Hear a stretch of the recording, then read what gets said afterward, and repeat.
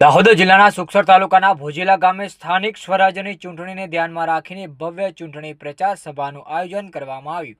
આ સભામાં સાગડાપાડા જિલ્લા પંચાયત સીટના ઉમેદવાર કટારા નંદાબેન રમેશભાઈ તથા તાલુકા પંચાયત સીટના ઉમેદવાર પરમાર હિતેશભાઈ ભરતભાઈ ઉપસ્થિત રહ્યા હતા। સભા દરમિયાન બંને ઉમેદવારોએ મોટી સંખ્યામાં ઉપસ્થિત ગ્રામજનો સાથે સીધો સંવાદ સાધ્યો હતો અને પોતાના વિકાસલક્ષી વિચારો તથા આગલા આયોજન અંગે વિગતવાર માહિતી આપી હતી। તેમણે જણાવ્યું હતું કે જીત મળ્યા બાદ વિસ્તારમાં માર્ગ, પીવાના પાણી, આરોગ્ય સુવિધા અને શિક્ષણ ક્ષેત્રે પ્રાથમિકતા આપીને કામ કરવામાં આવશે। સાથે જ ગામના સર્વાંગી વિકાસ માટે સતત પ્રયત્નશીલ રહેવાનો સંકલ્પ વ્યક્ત કર્યો હતો।